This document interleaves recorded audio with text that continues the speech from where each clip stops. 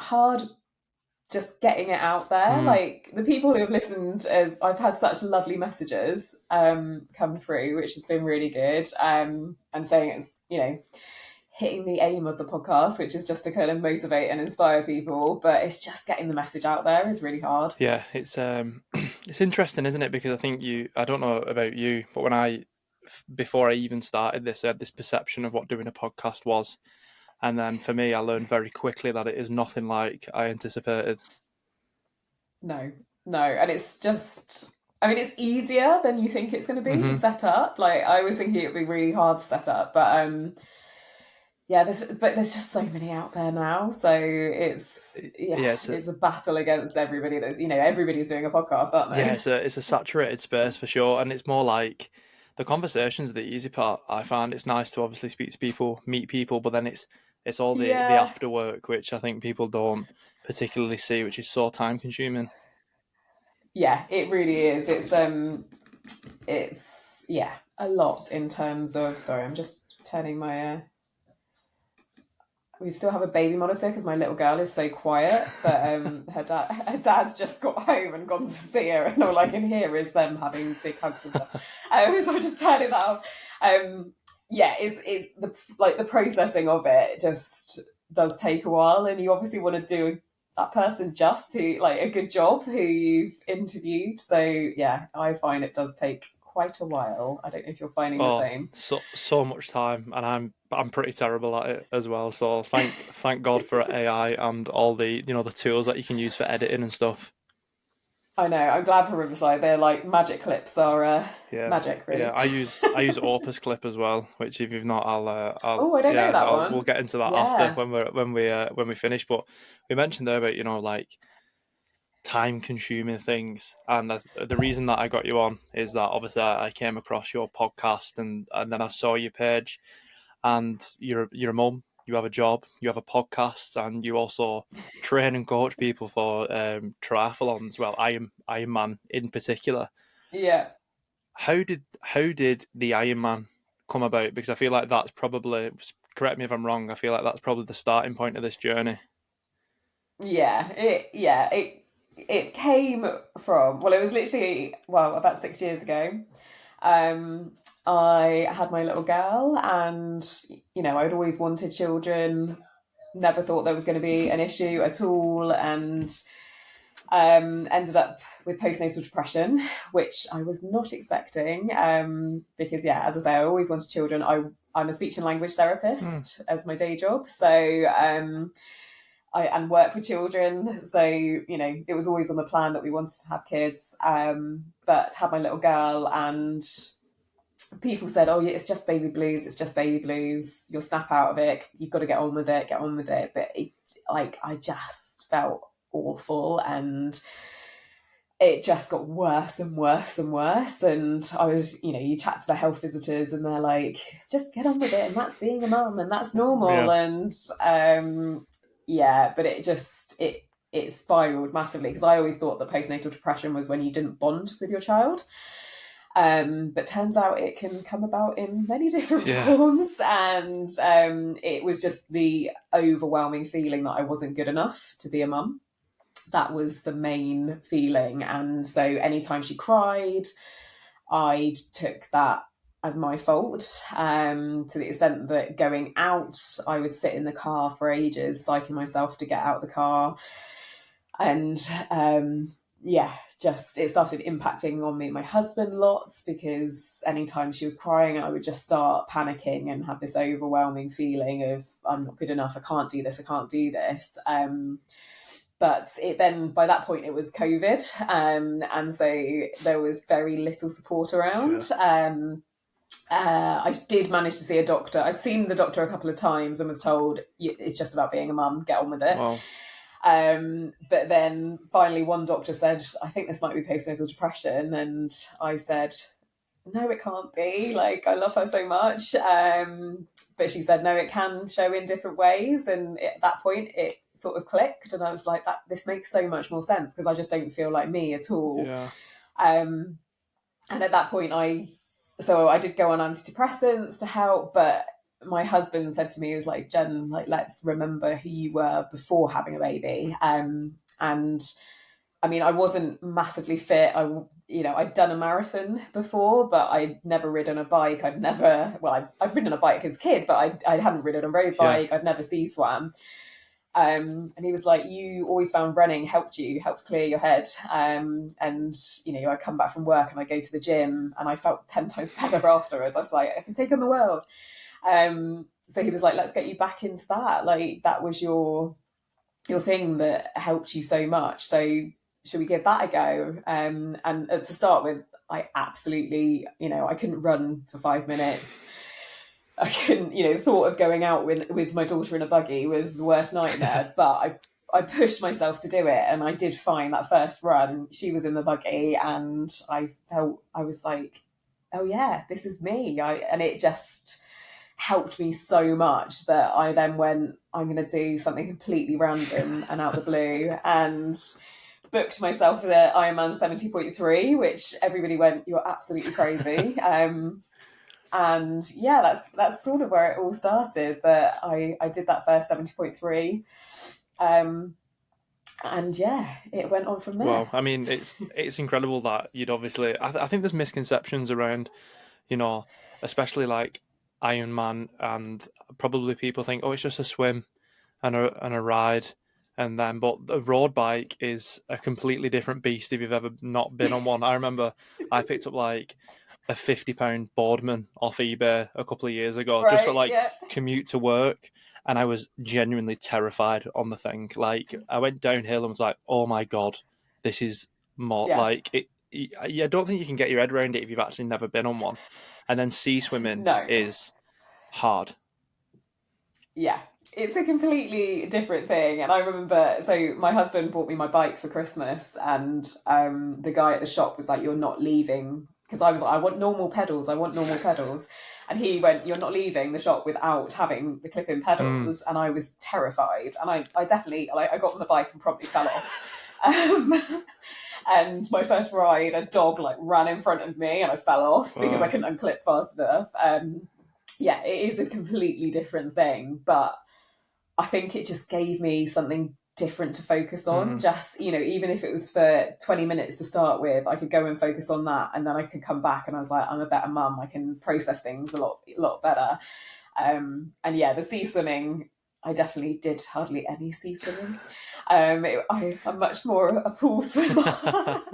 um, but yeah, it is different. But it was just that different challenge that I loved and helped me no end. And I feel like, well, I see this a lot, especially like in circles of, friends and other people that have done triathlons and Ironmans and marathons. That when you book it, it almost kicks you up the arse a little bit. You're like, well, I have to do it now. A lot of people book these things before they even have ever tried it. And was that sort of where you was Yeah, at a little bit? absolutely. Yeah, absolutely. I was absolutely terrified. And there were so many times I was like, I can't do it. I can't do it. I can't do it. But yeah, it gives you that drive. It gives you something to focus on and work towards. And for me, that was, the antidepressants helped, but it was that helped me no end, because it gave me something to focus and work towards. Mm. Which, as I say, then I'd come back from going out for a training session and I could handle things so much better, and I could process things and rationalize things so much better than before. Yeah, and you mentioned there before about like your husband said to you about remember sort of who you was before you had your kids and Yeah, stuff, and something that was really sort of I resonated with is that I've been on antidepressants in the past and things, and yeah, you almost for me my experience was that they just numbed everything. Like it wasn't that they stopped how I was feeling, they just sort of blocked that, and then it's very hard and very easy to get into that pit of just self-medicating, isn't it? I think from my experience. yeah, absolutely. I mean, for me, I think I was only on a tiny dose because I didn't want to go Mm, full in. I was like, if I need to take a higher dose, I will. But if I can manage it between having the antidepressants, which I think just it stopped me like reacting so much to yeah, everything and just gave me a little bit of extra time. So yeah, almost numbing it a little bit. It didn't mean that it went away, but it just meant that I could process things a pace that I could work through, rather than my brain just going, this is awful, I need to react, I need to panic and get myself out of that situation. So yeah, and I think there's such a stigma about medication, Mm, and I think so many people are anti them or scared of them, and there's no judgment. Whatever you need to do to get through. For me, it was I would try anything, because I'm in such a bad place right yeah. now and I need to get through this. So I'm going to try anything. Yeah, I mean, I completely sort of, like I said, resonate with it. And it's funny, isn't it, how, Yeah.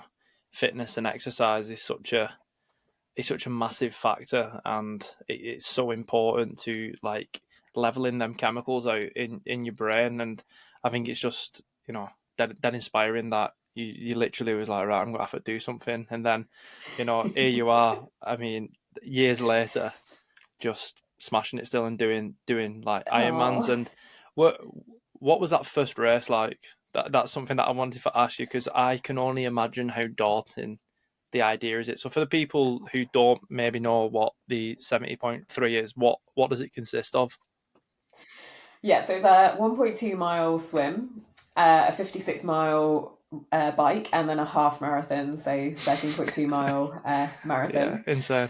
Um, Yeah, and everybody said to me, "You're crazy, you're crazy." And I was terrified. Like, everybody who saw me on the start line, I was talking myself out of it. I was like, I shouldn't be here. There's everybody turning up with their amazing bikes and their wetsuits, like, it was super fancy, and I was just, I'm massively out of my depth here. And my main thing, I was like, I don't want to fall off my bike, and I don't want to come last. That was the main thing. But I think it's the cliche thing of having your why. Mm, And my little girl was there, and I remember I made it through the swim, and I saw her, and she was just screaming at the top of her voice, "Go, mummy, go!" And I heard her before I could see her, mm, um, and it was just incredible. I was like, I'm going to do this. I'm going to get to yeah, that yeah. finish line.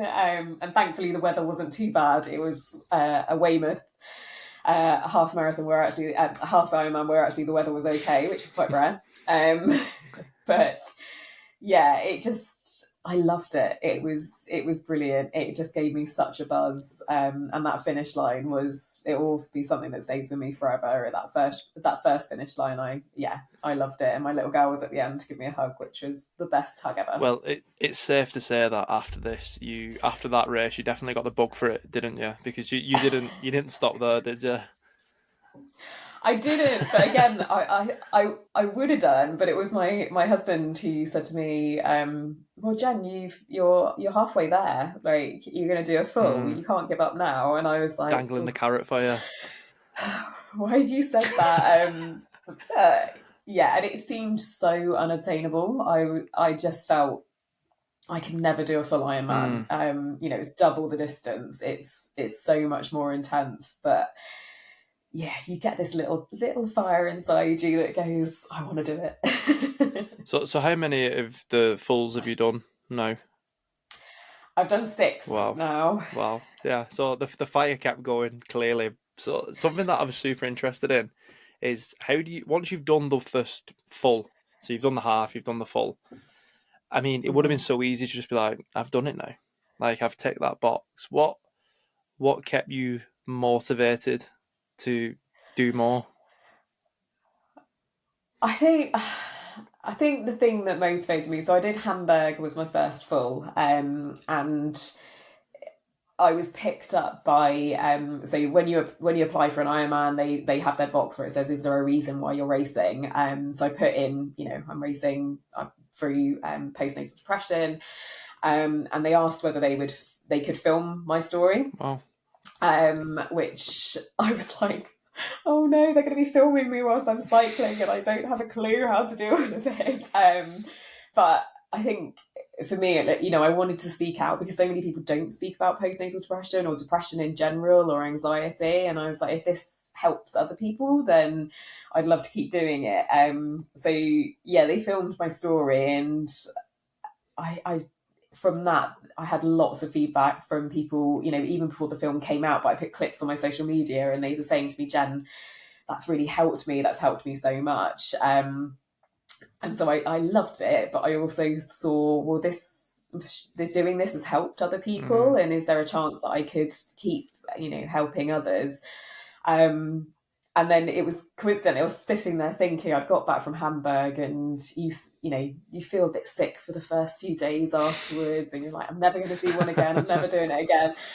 But then you start getting the itch of what else is available. And literally on that day, there was a post that came up from the Ironman Foundation, who's the charity arm of Mm. Ironman, and it was the first female only world championships Wow. in Kona, which is, I mean, Kona is the home of Ironman. It's where it was started.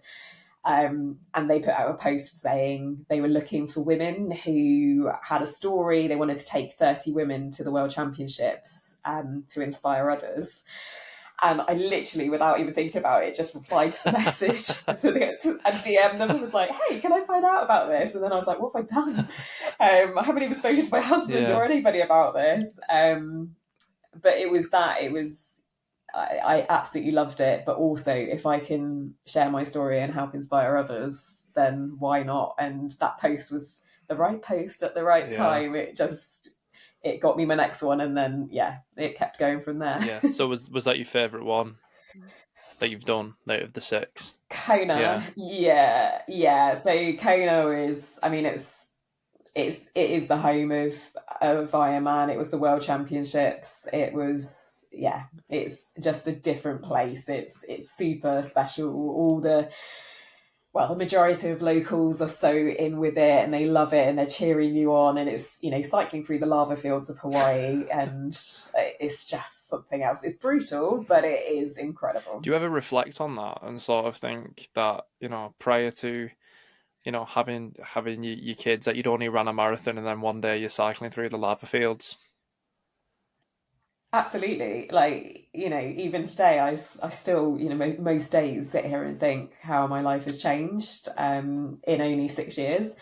Um, I was a completely different person. And, a lot of people say to me, Jenny, you've changed, but in such a good way. You're so much more confident and positive. And um, I went back to Kona this year. So it's 4 weeks ago. I qualified this time. Qualified for the World Championships, and I was back there and cycling down the lava fields. I was like, how am I here? I don't get it. Like, how have I got here? But that, I mean, it's just, again, like you said, there. I mean, 6 years to some people sounds like a long time, but to be, never have rode a road bike and never have done a sea swim, to be at the World Championships in any discipline is just such a like a massive like graph. Just it's incomprehensible to like. I think it's so impressive, but you also have used all this experience that you've gained through your journey, and now you help others with that. Mm. Did you ever maybe have things like imposter syndrome when you first made that decision to help other people? Oh, absolutely. Yeah. I mean, so I still, every race I'm standing there looking at others, and I'm like, I shouldn't be here. I'm not good enough to be here. And I've since, so last year I decided, well, I love this so much. Can I make this into part of my job? And so qualified as an Ironman U certified coach. So I could coach people into Ironman, and I still, I have massive imposter syndrome that I'm not. How can I coach others? I'm so not experienced in this. And then I'm like, no, I've done 6 Ironmans, which, I mean, 6 relatively doesn't sound that much, but actually that is It's one a a year. lot, and is, yeah, well, it's kind of over the time Yeah. as well. I've done, it's with the training and stuff. It's this year it was 2, and um, and I think the experience. I mean, yes, I'm studying hard. I'm reading the textbooks. I'm looking at all the evidence, and I'm chatting to as many coaches, going, "Oh, I don't know," but the athletes that I've coached this year, they've the bit that I think they've taken away most is just the experience and that shared knowledge, and so that helps. But absolutely, the imposter syndrome I think is a huge thing. Yeah, and I think people say it's a bad thing, and I think to a degree it is a bad thing. But I also think it keeps you accountable to be, on top of your game. Absolutely, yeah. I mean, if there's anything that I think I hear about it and I don't know about it, I'm squirreling away going, what's this? What's this? And yeah, I think it does. It makes you a better coach, and you're never going to know everything. Mm. So every day should be a school day, and I think you should always find something that you're enjoying learning about, and that's what I found is something that I love. Yeah, I mean, passion and purpose when they combine, and it's something that you enjoy. It doesn't. It's cliche, isn't it? And I always say cliches are cliche usually because they're true. But like for me, doing Yeah. this, it doesn't particularly feel like work or anything. Not that No. it's a job. I mean, hopefully one day it will be. But like, you're motivated to do it. You're excited to do it, and I imagine you get that with your podcast and obviously with the coaching and the training element. And something I wanted to ask is because I think you are the ideal person to ask this is Ironman and triathlon training is so time consuming because of the miles and the hours that you have to put into it, and many people struggle with like work life balance or even the concept of like starting late like you. I mean, it's something that you've only picked up in the last 6 years. What advice would you give to someone who is juggling the job or the family or the maybe the little bit of imposter syndrome before they take that step? Yeah, I mean, there, you see online that people are training for 15, 16 hours a week for an Ironman, and yeah, absolutely brilliant. If you've got the time to Yeah, do that, go for it. Enjoy it. But that's, for so many people, that's not real life. And definitely it wasn't for me. I had a full-time job as a speech therapist. I had a little girl. My husband's was away most of the week. So fitting training in was really hard. But I think that's where it becomes, if it's something that's super important to you, you can always make time, and it's about making the workouts that you are able to do, if that time is precious, you make them the most effective workouts you can do.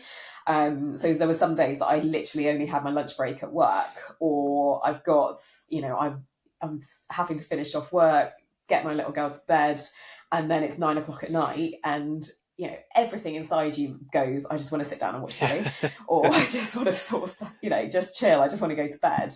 Um, and that would have been so much easier. I would have to set alarms for 5:30 in the morning so I could do it before my little girl got up. And again, everything inside you says stay in bed. It's cold. It's dark outside. It's raining. But when you've got your reason for wanting to do it, and that might just be, it doesn't have to be anything major, but it might just be, I want to do yeah, that. If it's that's your passion, there's always ways that you can make it fit in. So with coaching now, I'm coaching one lady who's a trauma nurse, so she does long shifts that are all over the place, and she's a single mum to two girls. And she's juggling that around. Another of the guys I'm working with, he works in corporate world in London, is doing early mornings, finishes work really late, but they're so driven and motivated to do it that you can fit it, you can make it work with the right training, you can get it in. And in regards to imposter syndrome, everybody has yeah. it. You would have it in anything you do that's slightly new. So don't be afraid of that. Again, just use it as determination to make yourself the best that you can be. Yeah, fuel to the fire, isn't it? Sort of channel it into a Absolutely. positive energy. Like I was saying before about it probably keeps you more accountable to the craft or the discipline that you're doing. And you touched on the next question quite early on, but then definitely more so of where we was going is mindset must be such a massive factor in these endurance sports because you're just out there on your own doing your thing. And have you always had this mindset, or do you think it's something that's been refined doing Iron Man? Yeah, absolutely. I definitely haven't had this mindset at all. And but again, I think it's when you find something that you're so motivated by and you really Mm. love, your mindset switches. When I've didn't study, when I was at university and things like that, I definitely didn't have the mindset of, I'm going to get out of bed and go and study or anything. But when it's something that you want that much, you can definitely do it, and you can talk yourself through the tough times so much more. And I think with training, a lot of it is on your own, and when you've got, I'm not the fastest at all, so it might be 13 hours that I've got on my own during a race, and everybody says, what do you think about? And um it's hard because when you've got that amount of time to just think about your stuff, it's those negative thoughts do creep Yeah, I can in imagine. that, I'm not good enough to be here, I shouldn't be doing it. But the mindset comes from the training with that structure, with that routine. You learn. I've got through that really hard workout, or I've got through that really hard training session, and so when you're in the race, you've got that to reflect upon and go, well, I did get up and I did juggle it around my work, and I've done this, and so I can get through this. Yeah, you segued nicely into the question that I was going to ask about, like mental strategies that you use when you're out there. Is there Yeah. multiple that you have, or is it just sort of reflecting back on the times when you could have very easily just been like, not today, the lion is better. Yeah, there's definitely an element of that for sure. There's definitely an element of, I've paid a lot of money to do Yeah, this, and I've spent a lot of time, I've invested a lot of time to do this, so you better get your backside around this course. But for me, I try to break it down. I never look at the whole race because that freaks me out. Thinking I've got 13 hours ahead of me is too much. Um, so I break it down. So I literally think about the swim to start with. I then think about transition. I then think about the first 5 miles on the bike. I never think about the full bike because it is such a long thing. And I definitely, most of the time, I'm thinking about what's next. What have I got to do next? What nutrition I've got to take on? Is my bike okay? Check my posture. All of those types of things just keep you busy and distract yourself. And actually, I can't remember who I was listening to, but they were saying that, if you are finding it hard, if you're struggling, just focus on one thing and just focus on that thing for, say, 30 seconds, and then you've moved on so many meters, you've moved on, you've maybe done a mile, yeah, and by that you've got over that next section, and that's gone, that negative thought is gone, so leave it, and then you've distracted yourself onto the next section. So yeah, and the random ones, if I try and sing songs and remember all the lyrics of songs, and thinking about my why and why I'm there, mm. and thinking about what I'm going to have what food I'm going to have the next day, and what drink I'm going to Oh, have the we'll next definitely get into day. that because that is a question. That is something I want to know for sure. But for someone like me who is not very well versed in Ironman. I obviously understand what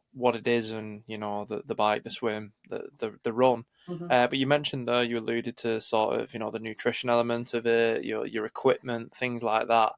How how much preparation goes into the race? Of the things that aren't in your control, not in your control. That's probably not the way that I want to word it, but like the things that you have to bring additionally, other than just yourself.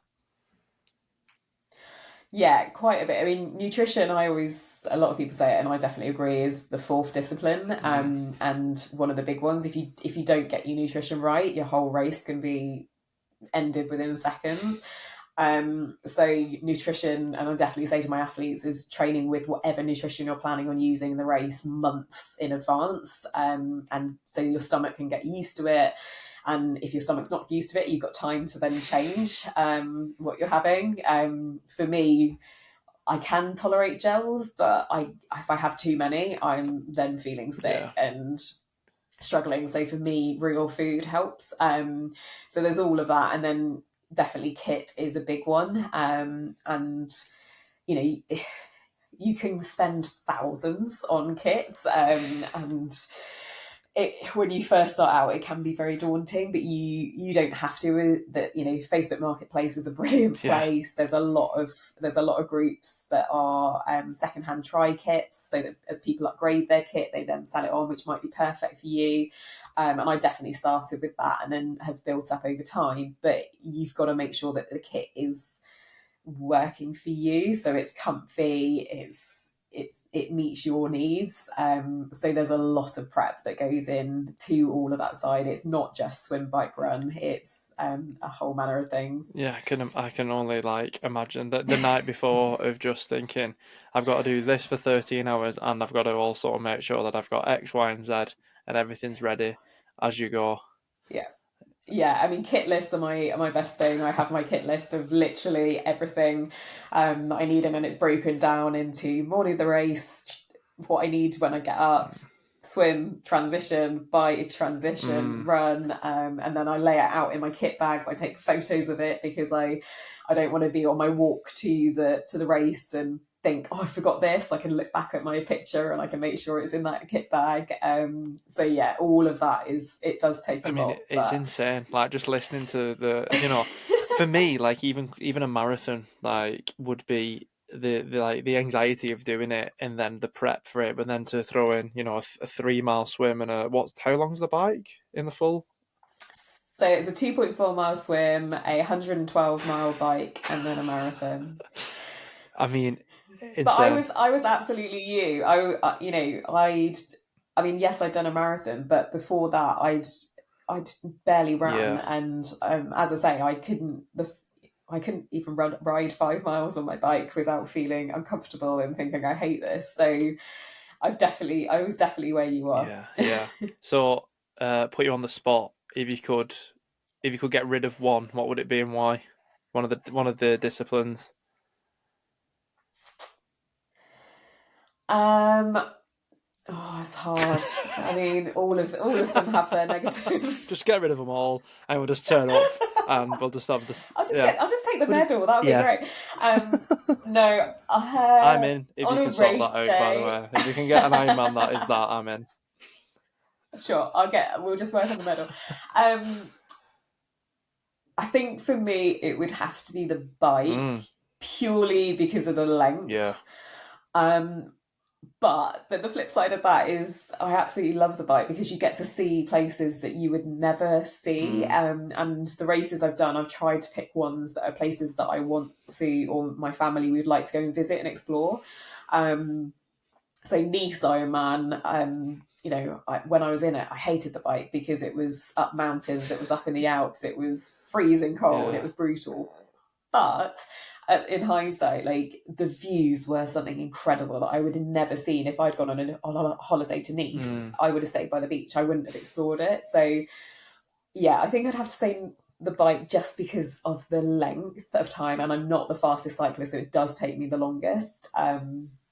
Yeah, I'd probably have to say that well, one. well. But then, as I say, there's moments in each discipline where you're like, I'd hate this. I never want to do this Yeah, yeah. again. I can imagine that the swim is just sort of all encompassing. Like I can imagine you just can't think of anything else. I imagine like the run and the bike, like you mentioned there, you can almost take Yeah, in the scenery and the view, but just being in the ocean or wherever you are, like a flash. Like I know the one where I am, it's the Bolton Ironman, and they swim in like a local flash, and I can only imagine how grim that is. Yeah. yeah, some of them are pretty. I mean, I did Leeds Ironman in the summer, and the lake we were in was brown, and I dread to think what was in it. A proper northern lake. Oh Yeah. yeah, proper Northern Lake, and there were hundreds of swans and geese Yeah. around, and I was just like, this is disgusting. So yeah, your head is thinking that, but also the adrenaline's going from the start line, and Ironman do a great job of hyping you up before the Mm, race. So the adrenaline's going, and also the swim can be pretty brutal because everyone's yeah. just dog eat dog, just swimming as hard as they can and in all directions. And so you don't really get time to think about stuff because you're kind of in survival mode a little bit on the swim. Especially in the first half of it, you're kind of finding your feet and where the marker buoys are, and yeah, it can be quite extreme, but it's the long bike and the long run where you get to think a little bit Yeah, more. yeah, it almost decompress from the swim itself. Yeah, yeah, for So sure. you mentioned there about the adrenaline aspect of it, and how is that to manage? Have you ever sort of gone maybe too far with the adrenaline and like shot out hot? Um, I haven't, but purely because I'm so aware of what's to come, and so I go the opposite. That I'm like I need to take it easy to start Mm, with. For me, the adrenaline going it just makes me nervous, and so I'm on the start line. I'm in tears. My husband's like, Jen, you've done this so many times before. You're fine, and I'm like, but I can't do it. It goes in that way. but I've definitely learnt to manage that more Mm. as I've gone through more and more races. And I've tried to just channel that into, let's just enjoy it. And for me, because I'm not going out to break a record or to get times or anything like that, I just want to go out and enjoy it, and it's just a reminder of why I'm doing it, and to have fun with it, and just to soak up the atmosphere, because it's so inspiring Yeah. seeing everybody around you, and on the start line chatting to other people. It's, you hear their stories, and so I just try to focus on that element. Mm. Does it almost give you a sense of do you feel like a superhero when you cross that line? Because I think you must just feel like untouchable. Yeah, absolutely. Like that, the Ironman's finish lines, or I think any race finish lines when I've done marathon, or even I did the sprint, the T100 sprint, which is a much shorter distance. You run down those finish lines, and you feel Yeah. invincible. You're like, I could go and achieve anything. It's fine. Yeah, it's such a boost to your mental health and your well-being, and seeing my little girl cheering me on, and Mm. she's like, her little face, if it inspires her, Yeah. then it makes it all worthwhile. And I imagine it's such a massive tool for when you may have them, them lower days, or you come across something that you feel like you don't necessarily have the confidence for. You Yeah. can look back and be like, if I can do that, this should be pretty achievable.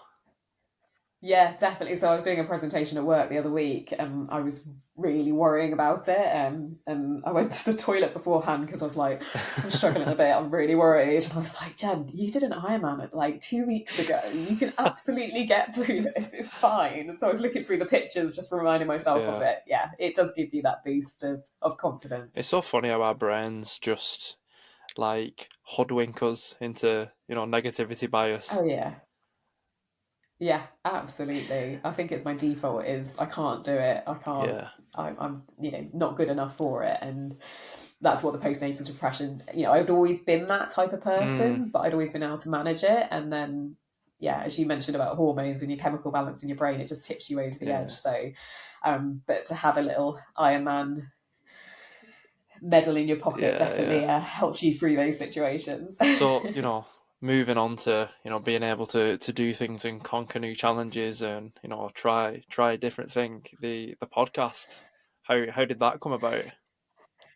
Yeah, well, I was so racing with the Ironman Foundation. I met some incredible women who have such inspiring stories. There was the youngest female to ever complete the World Championships, who she literally just had her 18th birthday, but she was also autistic, Wow. so she broke the record. There was cancer survivors. There was a lady who's got MS and had two heart and pacemaker surgeries. Wow. And I had so many people, and I came back home and I was chatting about all these amazing people, and somebody said to me, you should share these stories. And it just, again, it sowed that seed of, yeah, like Mm. there's so many people out there, and you see them on Instagram, and you can find it, but just having sharing people's stories of people who have gone through really tough times, but turned it around and used their tough times to finish some of the toughest finish lines, which is where the name came Yeah. from Great of name. the toughest finish line Yeah. podcast. So yeah, it just. And again, I had massive imposter syndrome. I was like, I'm not a presenter. I don't know how to do this. How would you even set up a podcast?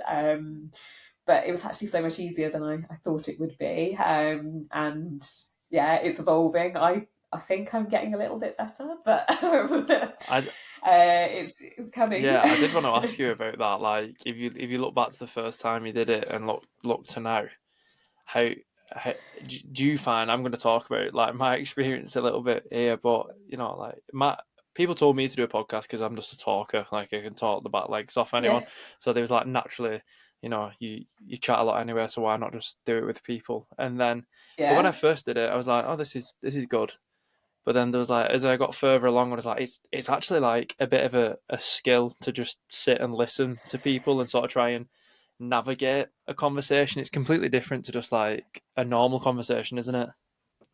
yeah. It definitely is. I mean, it's the type of podcast is very similar to yours in terms of it is that general Mm. conversation, but you've always got to be thinking that little bit ahead of what could be the next question, or where are we going to lead this, or this person's gone down a completely different way than what I Yeah. planned, and how are we going to steer it this way?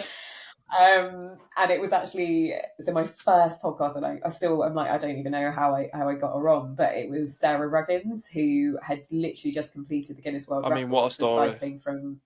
Yeah. cycling from Land's End to Johnny Groats and back. And she beat the world record, well, smashed Yeah. the world record. And she had, relative, quite a bit of publicity behind her. And I just pinged her an email and was like, on the off chance, would you do it? And I was so nervous. Yeah. I was absolutely freaking it. And I can't listen to that podcast now because I'm like, oh, it's really, really, it's fine. It was good. And she was brilliant. And it definitely makes you reflect on your communication style and how many times you say certain Oh, how words. horrifying is that when you realise that you have a vocal like tick, where your connective phrase. Yeah. Yeah, it definitely is thrown in your face when you listen back to Searching it in podcasts. But Riverside and then like delete all of sort of. That was mine initially. I still do it yeah, now, but I was like delete all of sort of. Find every single one and delete them.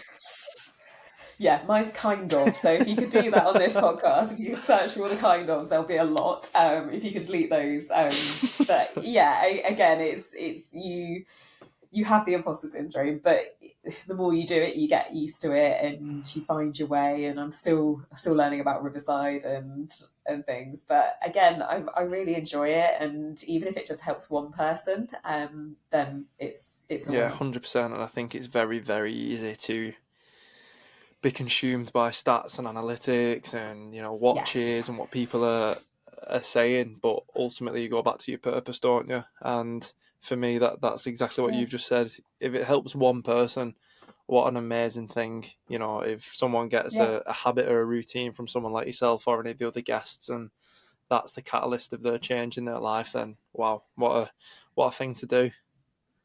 Yeah, definitely. And don't get me wrong, I would love more Oh, listeners, 100%. but Yeah, yeah. 100%. we'll take the Yeah, ones yeah. that we've Yeah. got. Make sure you're subscribing to us both. I'm just going to throw that out there if you're Yes, listening. yes, Yeah. please. So when you do the podcast from, I mean, similar but different as well, isn't it? Our sort of topics and things, but I think there's a Yeah, lot of crossover. What are the absolutely. common themes that you've noticed amongst your guests?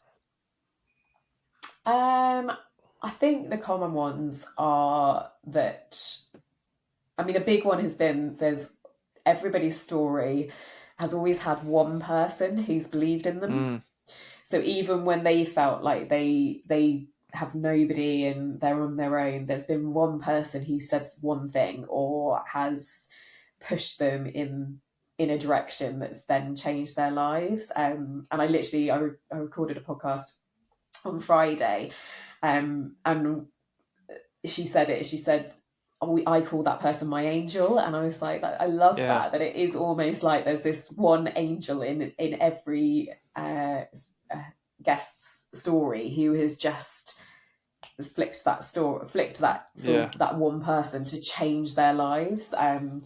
So whether it was a person who persuaded the guest to go to the doctor to get something checked out, or one person who I had one guest on and she was talking about suicide, and it was the one nurse who, she had loads of nurses mm, who spoke to her and tried to help her, and it was just this one that said the right thing at the right time, that pulled her out of it and changed her life. And yeah, so I think that's a big theme of it. But overall, it is about that resilience and that you are stronger than you think you are. mm. And even when you're at your lowest, you can come through it. And it's about finding that one person or finding that one thing that you're interested in, and just don't give up looking for that one thing. Amazing. And like, yeah, I love that. I just find it so sort of um so interesting to see from someone else's perspective who does a podcast, because I think I might have had one or two other people who have had podcasts or done podcasts in the past, but to find common ground with someone and just find out that they have it from their Yeah, perspective it's super interesting. But yeah, it's amazing, and like Yeah, the stories that you cover are so, your story's inspiring, and their stories sort of like amalgamate them, and then have this, this resource where you can just tap in and be like, if I think my day, like me today, I was, probably not the best first impression. I was coming on like, woe is me, and I've had a bit of a shit day, but you know, not at all. it's one of them things, isn't it, that it's very hard, it's very easy, sorry, to almost get caught up in that main character syndrome, is what I call it. Like sometimes I've got to snap out and be Yeah, like, this isn't the worst thing in the world. Like there's people who are dealing with a lot more shit and doing a lot more things that are, absolutely. super impressive under harder circumstances. And I think that's something you get as you get older. I don't know. Yeah, Yeah.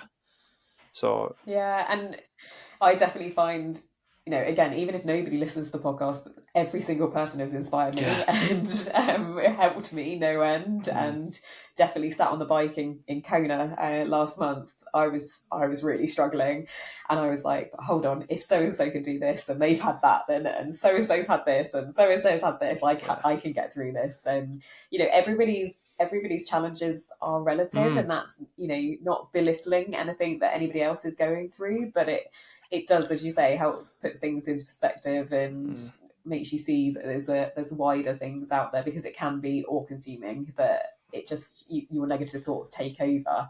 So it just helps you to stop and think about it a little Yeah, I bit. love that. And like you said, I can't remember who said it. It was definitely on a podcast. It was like the hardest thing you've ever been through is the hardest thing you've ever been through, and Yeah, that it's absolutely. it's not your fault if that's less than someone else's, and it's not your fault if that's more No, than someone else's, and you shouldn't necessarily feel bad or ashamed. You should just utilize it and try and use it to your advantage if you can. yeah, yeah, definitely. I love that. So, put you on the spot again a little bit. What is the what does the future look like? What are the plans next? Because I'm getting the impression that you've definitely got it set out. There must be something in the pipeline. Um, well, yes, there is potentially. I'm going to be one of those really annoying people and say that I can't No, actually share that's what it is fine. yet. That's fine. That's fine. Only because it's not officially sorted out Mm. yet. I may be aiming for a bit of a Guinness World Record, Oh, but I can feel a yeah, part it's two not coming on. officially. Well, Yeah. yeah, I'm more than happy to. So yeah, I am going to be one of those annoying people Yeah. and say I can't share it yet, but just because Yeah. it's not confirmed. But hopefully next summer, there may be a big event. Yeah. Um, but I'm speaking at the World of Triathlon Expo, that's in March. It's the first triathlon focused exhibition Wow. that's going to be at Excel in London. And that's something completely out of my comfort zone. Like, yes, I speak on a podcast, but you can edit a Yep. podcast, can't you? And you Yep. can cut bits out.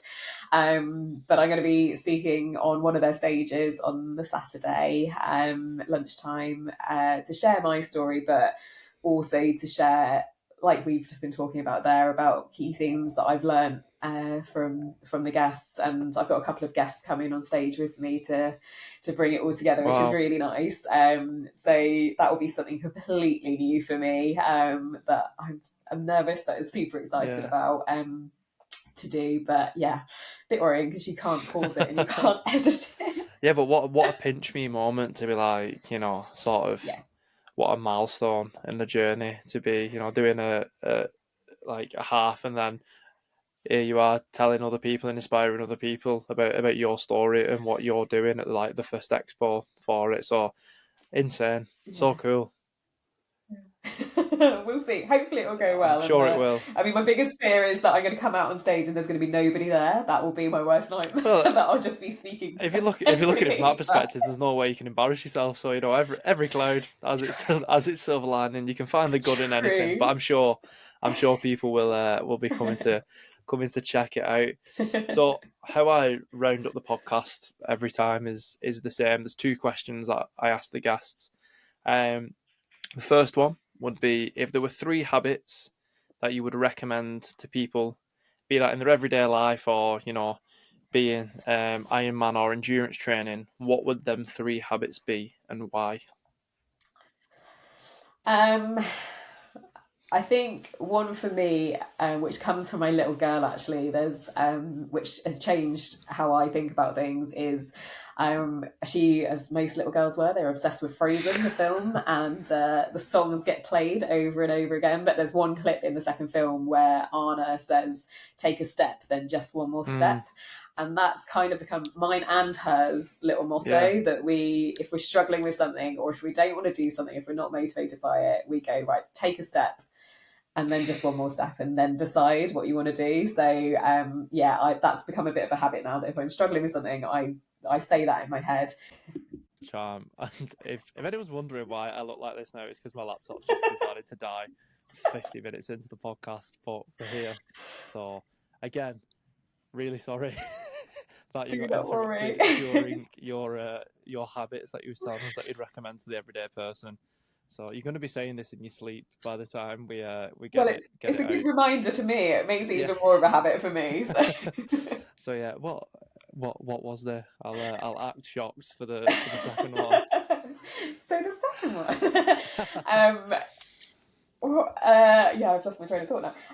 Yes, so I would recommend deciding whether you want to do a workout once you've already started it, because there's been so many times where I've spoken myself out of it, or said, I'm not feeling very well, I shouldn't do this. But I find that generally once I've started a workout, 9 times out of 10, I go, actually, I can do this and I'm fine. And it was just me going, I just can't be bothered today. So decide once you've already started. And then the third one, I would say, I definitely need to make this more of a habit myself, but just taking a couple of minutes each day just to reflect and look back Mm, and remember how far you've come, even in your darkest times. It might just be, I got out of bed today, or I made it out of the house today, or I did a yeah, workout today, but just taking a couple of minutes to look back on it, because I often look back to where I was, and think, Jen, there were times when you couldn't even get out of the house, and look how far you've come. So even on days when I'm struggling, how far I've come from that, you can always give yourself a bit of a boost. yeah. Take all the little wins because there's still a win. Yeah, absolutely. Yeah. So you might have answered the final question with the last one there, but the final question is: if there was a habit or a routine that you would like to reintroduce into your life, what would that habit or routine be, and why? And it can be something you've done in the past and that you stopped doing, or it can be one that you've never done before. I think absolutely that one, really, Yeah. in terms of taking that pause. But a big one for me is to make it a routine to look and think, what are the bits of life that I'm enjoying, Mm, and how can I push those to do those more. And because there's definitely been times where elements of my job I'm not enjoying, and I've just carried on with it because that's what I do. But to not be afraid to change things if you are struggling with something or not enjoying something, because life is so short. yeah. So yeah, just making it a habit to look at the things you enjoy, and making and prioritizing time for those things. Yeah, like it's almost having the flexibility and the adaptability to change in it. And Yeah, anything too rigid, it snaps. That's sort yeah. of a motto. Like my hamstrings, they will eventually, give in. The routine and habit I should be doing more is definitely stretching. But Stretching. yeah, yeah, we could all definitely stretch more, 100%. But Absolutely. thank you so much for your time and coming on, despite the Don't last 10 worry, minutes, which no. have been a bit chaotic. But I've thoroughly enjoyed it, and when when the event is done and dusted or whatever it may be, we'll definitely get you on again and chew the fat about that. But before you go, let people know where they can find you, find your podcast, and just stay up to date with all the amazing things that you're doing. Yeah, so my main Instagram page is at iron_women_triathlon, and that's where I've posted most of my journey. But then I also have my Instagram page for my podcast, which is at Toughest Finish Line. And so yeah, I have the two, so that I can keep my podcast all about my guests and the inspiration that they bring. But I also have my story is on my Iron Women Triathlon page as well. Perfect. I'll put them all in the description below so people can check it out. But thank you so much for coming on. No worries. Thank you so much. It's been great fun.